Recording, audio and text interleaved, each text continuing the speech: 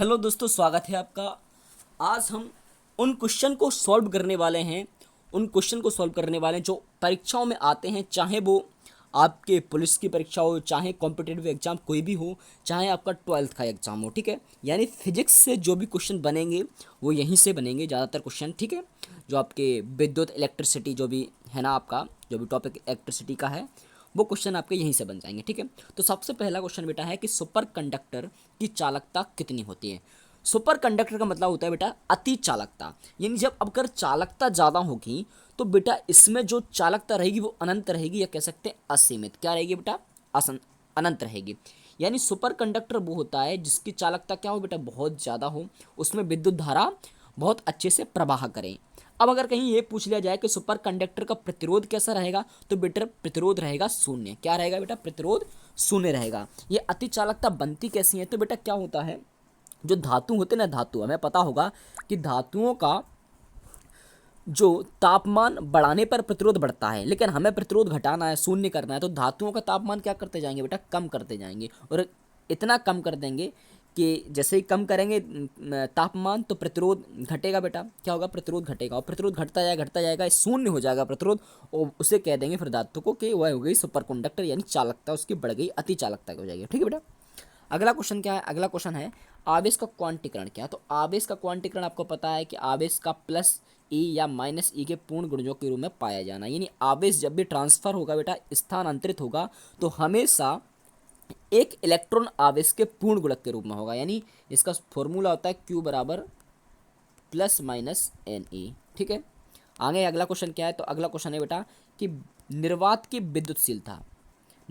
विद्युतशीलता epsilon note का मान कितना होता है बेटा? कितना होता है? 8.85 इंटू 10⁻12 coulomb square newton metre square. याद रखेंगे इसको। आगे देखते हैं, परावैद्युत पदार्थों में से विद्युत का प्रवाह न हो पाने का क्या कारण है। तो इनमें विद्युत प्रवाह के लिए कोई भी मुक्त इलेक्ट्रॉन उपलब्ध नहीं होते हैं। बेटा पता होगा कि जब तक मुक्त इलेक्ट्रॉन उपलब्ध नहीं होंगे, विद्युत धारा प्रवाह नहीं होगी। मुक्त इलेक्ट्रॉनों की वजह से ही कोई चीज़ चालक हो सकती है। ठीक है, आगे देखते हैं, निर्वात तथा वायु का परावैद्युतांक कितना होता है? तो बेटा 1 होता है। कितना होता है? निर्वात तथा वायु का परावैद्युतांक कितना होता है? 1 होता है। अगर धातु का पूछ लिया जाए तो धातु का अनंत होता है। जल का पूछ लिया जाए तो जल का 80 होता है। उसके बाद विद्युत क्षेत्र की तीव्रता का मात्रक क्या होता है? बेटा विद्युत क्षेत्र की तीव्रता को ई से व्यक्त करते हैं, तो ई बराबर होता है F/Q। क्या होता है? ई बराबर F/Q। तो F यानी बल, तो न्यूटन, और प्रति क्या हो जाएगा? Q यानी कूलाम, तो न्यूटन प्रति कूलाम। ई बराबर F/Q। ठीक है, आगे है, स्थिर विद्युत अवक्षेपित से किस प्रदूषण का नियंत्रण कर सकते हैं? तो बेटा वायु प्रदूषण का। किसका बेटा? वायु प्रदूषण का। ठीक है, एसएससी में पूछा गया है क्वेश्चन। नेक्स्ट है, विद्युत बल रेखाएं कहाँ से निकलती हैं और कहाँ पर समाप्त होती है? तो धनावेश से निकलती हैं व ऋणावेश पर समाप्त हो जाती हैं। याद रखेंगे आप। नेक्स्ट क्वेश्चन क्या है बेटा? किसी बिंदु पर कोई आवेश किसी प्रकार के बल का अनुभव नहीं करता। उदासीन बिंदु पर, यानी उदासीन बिंदु पर दो समान प्रकृति के आवेशों द्वारा लगाया बल बराबर व एक दूसरे के विपरीत दिशा में होता है। ठीक है, उदासीन बिंदु पर कोई बल का अनुभव नहीं करेगा। ठीक है, आगे देखते हैं बेटा अगला क्वेश्चन क्या है। तो अगला क्वेश्चन है कि विद्युतदर्शी यानी इलेक्ट्रोस्कोप क्या होता है, इसका क्या कार्य होता है? तो आवेश की उपस्थिति का पता लगाता है ये क्या? इलेक्ट्रोस्कोप। विद्युतदर्शी आवेश की उपस्थिति का पता लगाता है। विद्युत आवेश का क्या मात्रक? तो कूलाम होता है बेटा। हमें पता है कि विद्युत आवेश का ऐसा ही मात्रक होता है, कूलाम। अगला क्वेश्चन है, विद्युत आवेश संबंधी प्रयोग सर्वप्रथम किसने दिया? तो बेटा आवेशों के बारे में सबसे पहले बताया था थेल्स ने। किसने बताया था बेटा? थेल्स ने। यूनान के थेल्स थे, उन्होंने बताया था। अब परमाणु, अगला क्वेश्चन है, परमाणु के विद्युत उदासीन होते हैं, क्यों होते हैं? तो बेटा पता होगा कि परमाणु में इलेक्ट्रॉन और प्रोटॉन की संख्या क्या होती है? बराबर होती है। और इलेक्ट्रॉन पर ऋणावेश और प्रोटॉन पर धनावेश तो बराबर होते हैं, इसलिए क्या होता है? परमाणु खुद अपने आप में उदासीन होता है। ठीक है, अगला क्वेश्चन बेटा क्या है? अगला क्वेश्चन है, किसी चालक में 1 एम्पियर की धारा 1 सेकंड तक प्रवाहित होने में कितनी मात्रा में आवेश का प्रभाव होता है? तो बेटा 1 कूलाम। क्या? 1 कूलाम। ठीक है बेटा, याद रखेंगे। अगला क्वेश्चन है, एक इलेक्ट्रॉन पर कितना आवेश होता है? तो एक इलेक्ट्रॉन पर आवेश जो होता है वो होता है 1.6 इंटू 10⁻⁻19 कूलाम। ठीक है, अगला क्वेश्चन है, आवेश संरक्षण का नियम क्या है? तो आवेश संरक्षण का मतलब होता है बेटा क्या? कि आवेश का न तो बनाया जा सकता है, यानी आवेश को न तो उत्पन्न किया जा सकता है और ना ही इसे नष्ट किया जा सकता है। ठीक है, ये कहलाता है आवेश संरक्षण। नेक्स्ट क्वेश्चन बेटा क्या होगा? प्रकृति में प्राप्य सबसे छोटा आवेश का मान कितना है? तो बेटा प्रकृति में प्राप्त सबसे छोटा आवेश जो होता है वो एक इलेक्ट्रॉन आवेश के मान के बराबर होता है, यानी कि 1.6 इंटू 10⁻⁻19 कूलम। ठीक है, यही होता है। अगला क्वेश्चन है बेटा कि आवेश किस प्रकार की राशि है। तो बेटा आवेश एक कैसी राशि है, अदिश राशि है। कैसी राशि है बेटा, आवेश एक अदिश राशि है। याद रखेंगे विद्युत धारा भी एक अदिश राशि है, लेकिन धारा घनत्व तो सदिश राशि है। ठीक है, अगला क्वेश्चन है बेटा कि आवेशों के ऋणात्मक एवं धनात्मक, यानी धनात्मक और ऋणात्मक पद किसने दिए बेटा, ये किसने दिया है, धनात्मक आवेशों को ये किसने दिया कि ये धनावेश होगा, ये ऋणावेश होगा, तो दिया है बेंजामिन फ्रैंकलिन ने।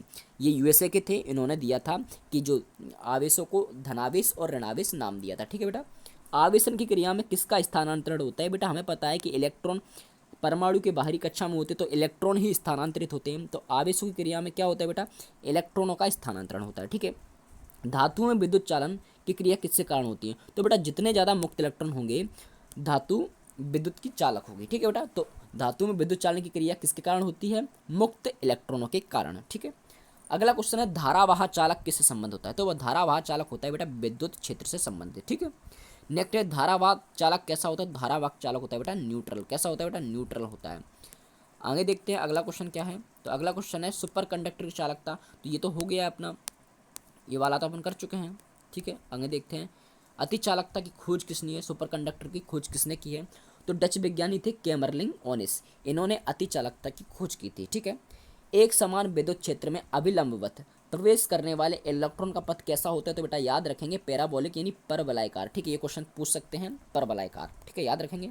नेक्स्ट क्वेश्चन है बेटा सर्वाधिक विद्युत चालकता वाला पदार्थ कौन सा है, तो सर्वाधिक विद्युत चालकता वाला पदार्थ है बेटा चांदी, यानी सबसे ज़्यादा अगर हम बात करें चालकता किसकी होती है, चांदी की होती है, सर्वोत्तम चालक है चांदी। ठीक है बेटा, यदि परमाणु को किसी विद्युत क्षेत्र में रख दें तो वह क्या बन जाता है, तो बेटा अगर किसी को विद्युत क्षेत्र में रखने परमाणु तो ये द्विध्रुव बन जाता है। क्या बन जाता है बेटा, विद्युत द्विध्रुव, क्योंकि धन व ऋण आवेश एक दूसरे के सापेक्ष क्या हो जाते हैं, थोड़ा हट जाते हैं और क्या बना लेते हैं, विद्युत द्विध्रुव। यानी परमाणु को किसी विद्युत क्षेत्र में रख देंगे बेटा तो वह द्विध्रुव की भांति कार्य करेगा। ठीक है, अगला क्वेश्चन है किसी विद्युत द्विध्रुव को विद्युत क्षेत्र की दिशा के समांतर रख दिया जाए तो उस पर आरोपित बल युग्म, बेटा समांतर अगर रख देंगे तो ये क्या हो जाएगा, हमें पता है कि बल होता है टाउ बराबर क्या होता है, पी साइन थीटा, तो पी ई साइन थीटा यानी समांतर रखेंगे तो बेटा जीरो लगेगा, साइन जीरो, और साइन जीरो अगर हो गया तो जीरो हो जाएगा पूरा, साइन जीरो तो टाउ बराबर जीरो हो जाएगा, यानी बल युग्म जो निकलेगा वो जीरो निकलेगा। कितना निकलेगा बेटा, जीरो निकलेगा। ठीक है, अधिकतम अगर होगा तो वो लंबवत, अगर समांतर ना होता लंबवत लिखा होता है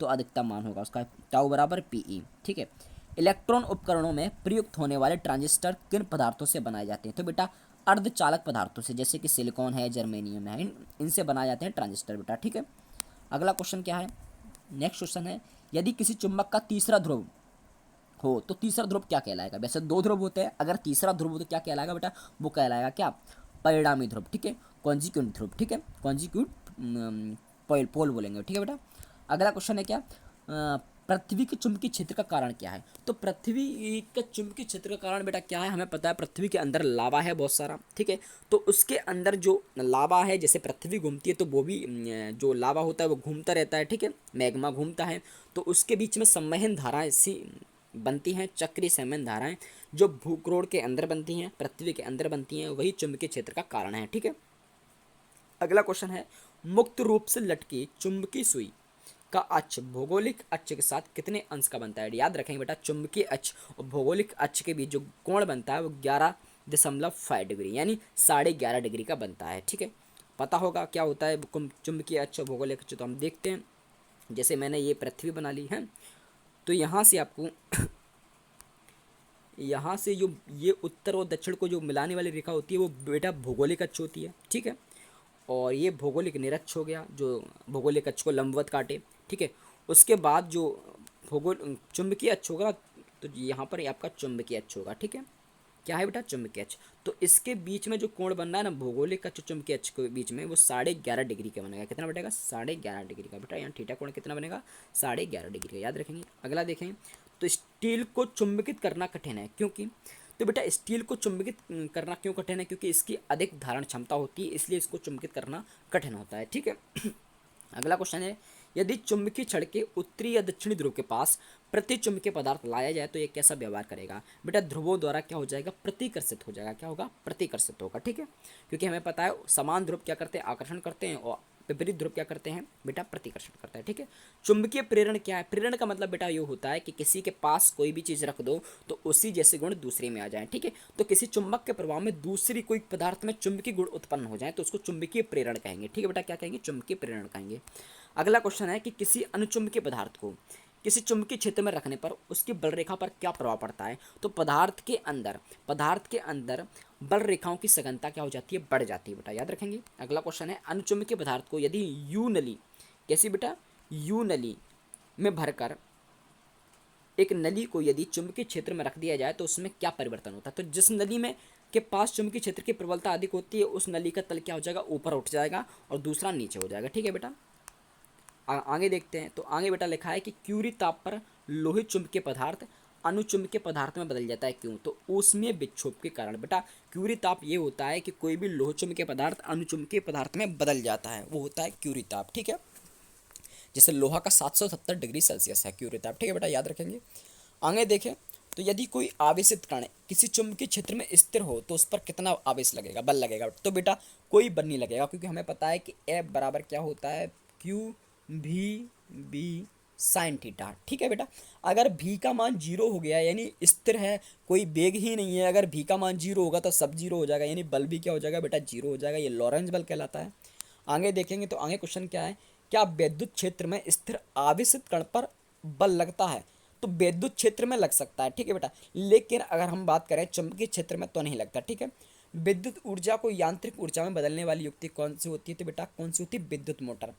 हमें पता है कि जब पानी की मोटर देखी होगी हमने, तो पानी की मोटर ये है, तो सबसे पहले हम पानी की मोटर को लाइट में लगाते हैं। ठीक है, स्विच में लगाते हैं तो विद्युत ऊर्जा इसमें आती है, उसके बाद ये मोटर घूमने लगती है तो ये आंतरिक ऊर्जा उसमें बाद में बनती है। ठीक है, तो विद्युत ऊर्जा को यांत्रिक ऊर्जा में बदलती है कौन, मोटर है। लेकिन अगर हम बात करें जनरेटर की बेटा, तो जनरेटर मान लीजिए ये रखा है जनरेटर, तो पहले जनरेटर को हम घुमाते हैं। ठीक है, जनरेटर को घुमाएंगे तो यानी यांत्रिक ऊर्जा देंगे, उसके बाद उसमें करंट बनेगा, विद्युत ऊर्जा मिलेगी। यानी जनरेटर में जो होता है बेटा, यांत्रिक ऊर्जा से विद्युत ऊर्जा में परिवर्तन होता है, यानी रूपांतरण होता है। ठीक है बेटा, आगे देखेंगे कम वोल्टेज पर कार्य करने पर विद्युत मोटर प्रायः जल जाते हैं, क्यों। तो बेटा क्योंकि वे अधिक विद्युत धारा खींचते हैं जो वोल्टेज के प्रतिलोमानुपाती होती है। ठीक है, इसलिए क्या होते हैं बेटा, विद्युत मोटर प्रायः जल जाते हैं। ठीक है, आगे क्वेश्चन देखें कि फ्लेमिंग के बाय नियम का उपयोग किस कार्य में होता है। ठीक है, तो चालक पर बल की दिशा ज्ञात करने में, जबकि वह किसी चुंबकीय क्षेत्र में रखा हो और उसमें धारा प्रवाहित हो रही है। यानी फ्लेमिंग के बाएं हाथ का नियम चालक की बल की दिशा ज्ञात करने में होता है, जबकि दाएं हाथ का नियम बेटा प्रेरित धारा की दिशा ज्ञात करने के लिए होता है, और लेंज का नियम भी प्रेरित धारा की दिशा ज्ञात करने में होता है। ठीक है, आगे देखते हैं फ्लेमिंग के दाएं हाथ का नियम, तो मैंने बता दिया किसको, प्रेरित धारा की दिशा ज्ञात करने के लिए होता है। ठीक है, आगे देखते हैं बेटा। आगे क्वेश्चन है कि विद्युत चुंबकीय प्रेरण पर आधारित युक्ति है। तो विद्युत चुंबकीय प्रेरण पर आधारित युक्ति क्या है बेटा, तो वो है डायनेमो एवं विद्युत मोटर। क्या है बेटा, डायनेमो और विद्युत मोटर। अगला क्वेश्चन है कि उपकरणों को किस पदार्थ से घेर कर उन्हें बाह्य चुंबकीय प्रभावों से बचाया जा सकता है। तो रबर के शील्ड से बेटा। ठीक है, याद रखेंगे। अगला क्वेश्चन है कि उपग्रह संचार हेतु कौन सा विद्युत चुंबकीय विकिरण प्रयुक्त किया जाता है। तो बेटा सूक्ष्म रेडियो तरंगे, ये एसएससी में पूछा गया है। ठीक है, कुछ चीज़ें हैं जो जानकारी के लिए आपको जरूरी है, जैसे कि नरम लोहा शीघ्र ही चुंबक बन जाता है और शीघ्र ही इसका चुंबकत्व नष्ट हो जाता है बेटा। ठीक है, इसके विपरीत अगर हम इस्पात की बात करें तो, या फौलाद की बात करें, कठिनाई से चुंबक बनता है और कठिनाई से इसका चुंबकत्व समाप्त भी होता है।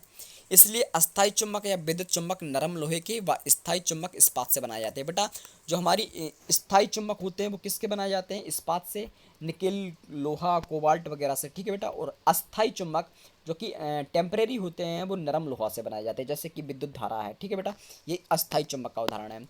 विद्युत घंटी होगा, ट्रांसफार्मर का प्रोड हो गया, डायनेमो होगा, आदि में नरम लोहे। ठीक है, आदि किससे बनाए जाते हैं, नरम लोहे से। ठीक है बेटा, क्योंकि ये क्या होते हैं, अस्थाई चुंबक की तरह, मतलब अस्थाई चुंबक इनमें दिया जाता है। ठीक है, लाउड स्पीकर हो गया, धारामापी हो गया, दिक्सूचक हो गए, इस्पात से बने स्थायी चुंबकों का प्रयोग होता है इनमें। ठीक है बेटा, आगे देखेंगे कि लोह चुंबकीय पदार्थों में तीव्र चुंबकत्व डोमेनों के कारण होता है। एक डोमेन में 10 की पावर 18 से 10